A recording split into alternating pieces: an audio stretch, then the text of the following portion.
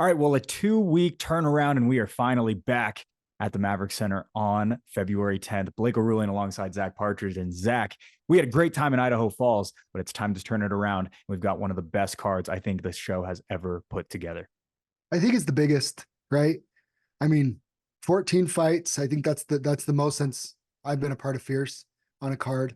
5 title fights. That's for sure the most. I think the most we've ever done before is 3 or 4. 4. Yeah. So, we coming back to the Maverick Center, we had a great show in November. We're just kind of building now, and it's just like snowballing. And I just feel like the cards are getting bigger and bigger, and there's more. It's just honestly, it's a tribute to the growth of MMA in Utah, right? Like there's so many good guys to get on cards all the time. Like you should see my board for March, 15 fights deep. We're 15 plus fights deep for April. People are already, well, give me on the May card then. We're still in January and May's going to start filling up. So, I mean, it's a great problem to have, and we're just doing our best to give these guys a stage.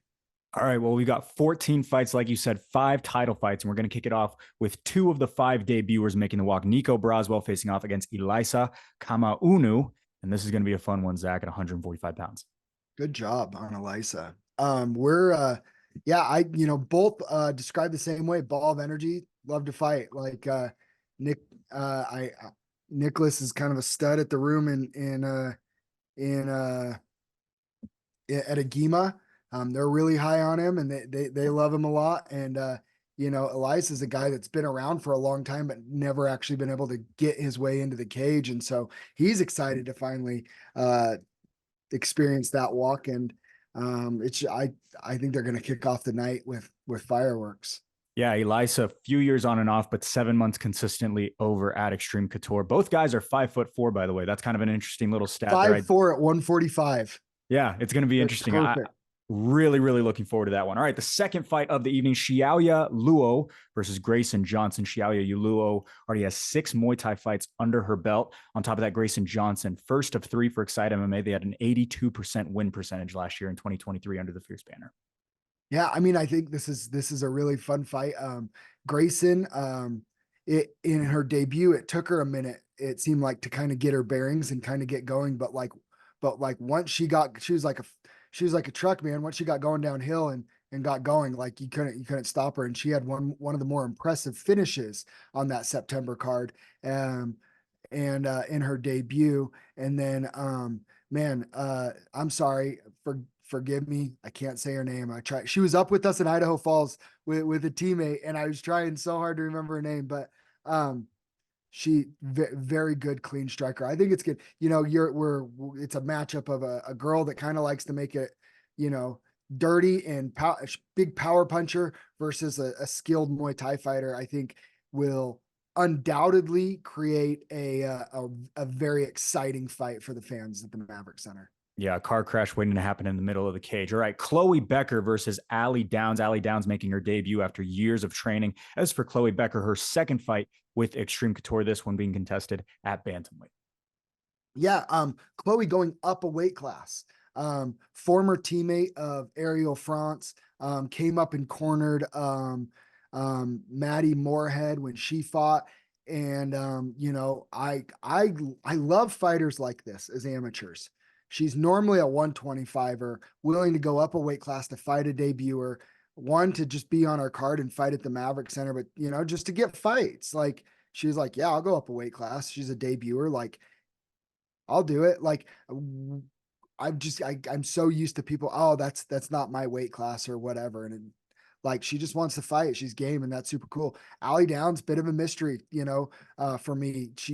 You used to train with her at Agima. The people there love her, and I'm female fights deliver. I'm just going to leave it at that. Like there are a lot of people that look forward to the female fights on the card. That's why we try and do our best to always have them on there. All right, we move over to lightweight, 155 pounds. Javi Castro facing off against Logan Taylor. Logan Taylor getting that win last year in September, 65% control time in that fight. Javi Castro looks to get his first win as a debuter as well. Well, it's really interesting, right? Because Logan, he had opponent changes, and then he had an original opponent for this one. that changed as well. And Javier Castro, the brother of Pedro Alcantar, who had one of the best debuts for us, just took a short notice fight on Steel Fist, up a weight class than what he was planning on fighting on. Didn't get his hand raised, but again, when we watched Pedro fight Nate Reinhardt, that was one of the most impressive debuts that we saw. We've seen what Nate's turned into. Now we have, now we have his brother making his debut for us. I'm very excited for this fight. Fighting out of Rio Academy, not a name that you see all the time, but a newer name that a lot of new fighters are coming out of. Javi Castro, Logan Taylor. Cannot wait for that one. All right, we stay at 155 pounds, but Zach, we are already up to our title fights. We will have title fights throughout, and then we've got professional and then another professional title fight. This one being contested between Talon Carvalho and Ammon Garcia. Everybody knows the story. Ammon Garcia, the top lightweight in the entire state. Talon Carvalho on a rocket ship. His stock has just risen and risen over the course of the last 9 months or so. Cannot wait for this one as well. Yeah, I mean it's interesting too for a myriad of reasons, right? Ammon is a seasoned amateur vet. Talon is the new hot prospect of amateurs at 155, and they're going to collide. And Ammon's Ammon's lost before. He lost his debut fight. It turned him into a monster, and he's been on an absolute tear. Fighting for, and I believe he winning the title and then successfully defending the title at Steel Fist, and then and then Talon, of course. He's had 3 very impressive first round finishes. Some people say it's too much too soon. Like, the only way is we're going to find out. And that's really what I love about Talon, is the mentality of either he's going to deliver, or he's going to taste defeat for the first time. Either way, he's going to get better from it. And I think that's what's important in the growth. And I think that's what's so intriguing about this fight, is we're really going, all right, and we're going to find out how good this kid is. I think he's very, very good, but we know like where Ammon is. So it's like, if he keeps up with Ammon, there's just so much to find out about this fight. And it's so interesting on so many levels. They're both phenomenal athletes. Ammon is a big, strong 155er. And Talon he's shown in his fights, he's just been an absolute athlete and hits like a truck. I think that this could be the fight of the night for sure. I've got some pretty special stats for you. All right, 7 straight finishes between these two combined. Talon Carvalho's average striking differential, 13.6 to 1. His average fight time, 1 minute and 10 seconds. However, you talked about Ammon being more of the seasoned vet versus Talon Carvalho. Total fight time throughout their amateur careers: Ammon Garcia, 47 minutes and 23 seconds. For Talon Carvalho, just 3 minutes and 32 seconds of cage time. That is going to be a big one at 155 pounds. All right, we move up a couple of weight classes to middleweight. Tyler Call versus Alex Johnson. Tyler Call, 3-1 at middleweight. He has seemed to be on a tear as of recent, yet he faces another undefeated opponent in this one, in Alex Johnson up in Ogden, Utah. Alex Johnson's a guy that he's kind of been in and out of activity. We haven't seen him in a while, but every time we have seen him, he's looked really, really good. But again, we haven't seen him in a while. So it's very interesting. And when Alex asked for a title fight, I've kind of floated some to him in the past, and he just, timing wasn't right, wasn't ready to fight, whatever. And when he asked for one, right as we were looking for an opponent for Tyler Call, it just made all the sense in the world. And Tyler just undoubtedly earned that with his performance in September against Lane Dalton. So I think this is one of the more higher skilled amateur fights. I might dare to say this might be the highest skilled amateur fight on the card. I feel like Talon and Ammon could be definitely the most violent. But those two probably the highest skilled. And I think Tyler's, the leaps that he's made, and I'm talking to Tyler because we've seen him more recent. But he's skyrocketing right now. His trajectory, he's really taken off the last year. And so but Alex has always been incredibly tricky, tough to deal with. it's going to be an interesting one. I Chess am match more. I am curious with Alex Johnson. How did that all come to be in terms of getting him back onto a card and putting him into that title fight slot, just from your perspective? His team just reached out and said he's ready. The goal was they have a handful, or they have a couple guys fighting on March and Ogden, and he originally wanted to fight on that card with his teammates. I just said, if it's going to be for the title, Tyler Call was already slated for the vacant title shot, and so I said it's going to have to be February, and here we are.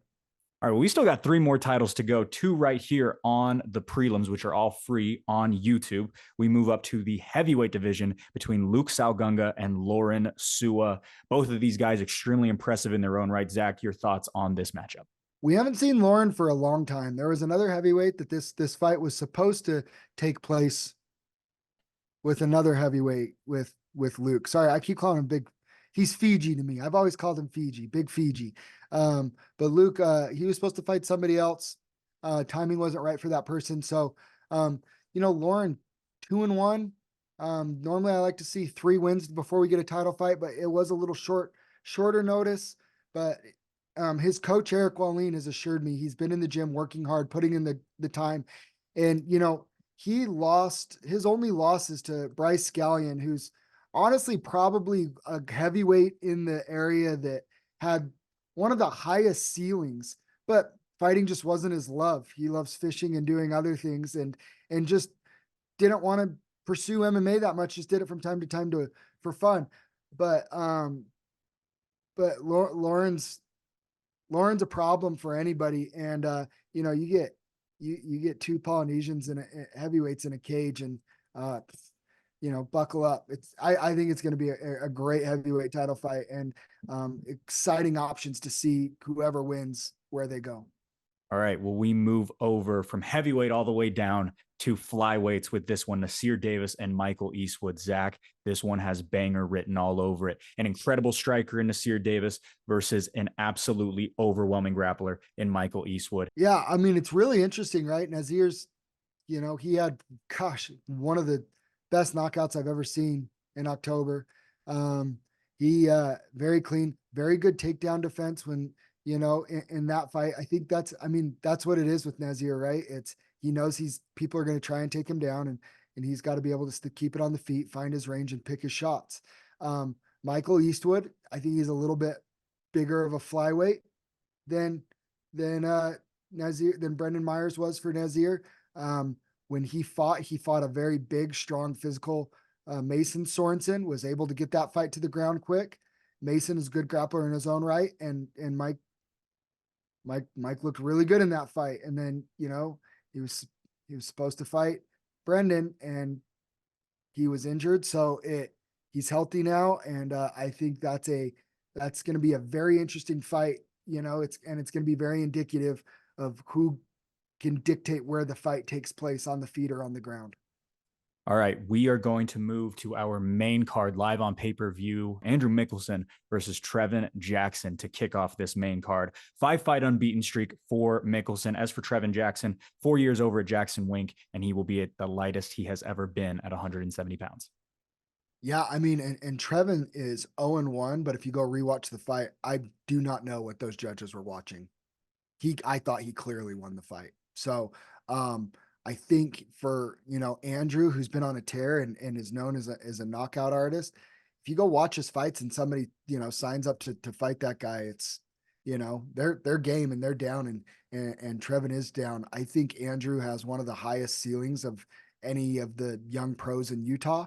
I'm really interested to see how active Andrew gets, and, what he looks like as a pro. He has new weapons now. We find him, kind of when he puts people on the cage, getting distance and striking. How does he use elbows? How does he use his knees and things like that? His new tools. Very interested, and there's a lot of excitement, justifiably so, around Andrew's pro debut. 5 minutes and 11 seconds of control time in Andrew Mickelson's one welterweight fight back a couple of years ago. All right, Maro Gutierrez versus Jose Malespin. Zach, we have talked about this fight behind cameras for quite a while. Well, yeah, I mean, we fought on the same card together back in September, And I remember it was after my fight and watching him, I was super impressed with just his motor, his skill, his fight IQ, his ability to blend the striking with the grappling. He did a lot of things really well. And Jose, they're really high on him. It's always really interesting when I'm looking for somebody for Maro and I'm looking for some and I send his name to Jose's camp and they instantly say yes. They see 1-0 and they're like, he's good enough that he can compete with any 1-0 without doing research. And they instantly say yes. And then I send Jose's name back to Maro's camp and they instantly say yes, 1-0. He's good enough to fight. So like they're both very confident coming into a fight, which is I think what makes for a great matchup and there's going to be a lot of excitement around that. Plus flyweights are just really fun. Flyweights are very fun, especially when you have two high skilled leveled 125 pounders like we have in this fight. All right, we are going to move all the way back up to heavyweight. Zeke Latu facing off against Ruben Roundstone. Now, this one has a little bit more narrative behind it, Zach. Ruben Roundstone, the younger brother of Spur Roundstone, who Zeke Latu bested back in August of last year. I mean, Ruben asked for this fight, right? So Zeke's pro record is 3-2, but he's this close to being 5-0 right now. Zeke Latu is very, very good. Zeke Latu is very, very good. I mean, he had Darian Abbey hurt and almost out of there. Didn't quite happen. And then Cam Chisholm, I mean, yeah, what's the stat? How many strikes? In the final 3 minutes and 47 seconds of the first round, there was a striking differential of 115-2 in favor of Zeke Latu in his last fight. The ref very easily could have stopped that fight in that. I mean, he didn't, and revisionist history, it's whatever. And I applaud Zeke for the way he's handling it. But he's very, very close to being 5-0. And for Ruben to ask for that fight, to get that one back for his family and his brother, he keeps touting this fight's going to be done in one. I agree. I don't really see it going out of the first round. I'm just curious. And I can't wait to see who actually gets their hand raised. I love the story. I love the narrative. 5 fights in 2023 for Ruben Roundstone, went 3-2 in that 12-month period. All right. Joel Haro versus Alara Atma. Alvara's first fight on American soil. As for Joel Haro, 364 days since he lost his title in Idaho Falls. Is it really 364? Yep. February 11th, we were in Idaho. February 10th is when he makes the walk once again. I didn't realize it was that close, but yeah, I mean, this fight is, I think, could be the most entertaining one on the card. I see a lot of Joel in Alara when I watched his fights and when you're finding somebody for Joel Haro, you've got to find the guys that when somebody says, yeah, we'll fight a 4-1 guy. And like, I don't think Joel's a normal 4-1 guy. Like, I think he's a very, very high level skilled prospect. When somebody says a 2-1 guy will take the fight, before we make the fight, I kind of like to watch the fights and see to make sure, like it makes sense, and it's going to be a good fight to have on the card. And I was very impressed with Alara. And like I said, I see a lot of a younger Joel in Alara. And I think it's going to be a very good fight. I think it's going to be a very entertaining fight with their styles, high level. And I think it's one that no matter who wins and who loses, it's a fight that will age well through both of their careers. Two bantamweights certainly cut from the same cloth. As for Joel Haro, this will be his first time being the more experienced professional fighter going into his 6th fight as a professional. All right, Carson Hardman versus UFC veteran Justin James. Justin James, a 5-time UFC vet and won 10 out of 11 from 2015 to 2020. He faces off against Carson Hardman, long-awaited return back to Fierce Fighting Championship for the fighter out of Excite MMA. I mean, I think this is a big fight for both of them. The stakes on this fight might be the biggest besides our main event for both guys. Carson needs this win. He went to the PFL and it didn't work out for him, and he knows it. He's trying to find this home at 155, and I think 155 is a place that fits him really well. I think that it's the weight class he should have been in for a while. But you never know. We're going to see how it goes. And Justin is exactly what Carson's kryptonite has been, heavy grapplers, and Justin's a grappler. And so, there's a lot of, moving pieces to this. Justin's on a pretty lengthy losing streak himself, but fighting UFC and then top tier regional guys like Carson. So, very interesting. I've never seen Carson in a boring fight though. So tune in, because most likely you're going to say at some point in a Carson Hardman fight, something is going to happen that makes you jump out of your chair. Carson Hardman back at lightweight, I should say, since August, for the first time since August of 2016. It's been 7.5 years since he tipped the scales at 155 pounds. All right. Kent Mafileo versus Jared Vander. Jared Vander, a 7-time UFC veteran. As for Kent Mafileo, 3rd straight title fight for the incumbent. Yeah. I mean, this is everything. I mean, it's just, again, this is the ramifications of this fight are huge. Jared Vander needs a win desperately over guys, and he needs to get wins over guys like Kent Mafileo, to have a shot at getting back to the UFC. Kent's gotten to the point now where it's like he needs to start beating guys that are on the UFC's radar, and former ex-UFC vets, especially at heavyweight, and how shallow it is. We've seen it with Chase Sherman or whatever. He gets released and then even gets signed before taking a fight again, because the pool at heavyweight is just so shallow. I mean, I think Kent is right there at possibly, getting his shot at a big show. It's just all the more reason why the November fight falling off hurt that much more. But and it is what it is. But it's like now we have to sign guys that we know for a fact are going to show up and have just as much to lose as Kent does by not fighting. And that's the reality is that's the spot that Jared's in.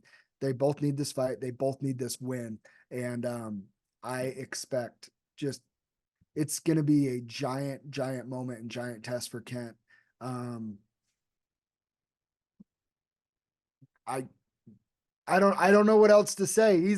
He fights through adversity so well. I mean, he's our guy and our champion, and I have all the confidence in the world, but like Jared is a very savvy game vet that's been in there with some really, really, guys that Kent's aspiring to be. And, Kent's never fought anybody like Jared. Jared's fought guys that are big, strong, scary polys, like before. It's going to be interesting. It's going to be a fight that you can't miss. You need to be there at the Maverick Center for it, because this could be absolutely an epic fight for MMA in Utah and Kent Mafileo's career, who most of us that follow MMA, we've been following Kent for a long time. Quite the litmus test for us at the top of the marquee between Jared Vander and Kent Mafileo. February 10th, Maverick Center. Doors open at 4. Show starts at 5. An incredible card once again, Zach Partridge. I cannot wait for it. Thank you so much. Thank you.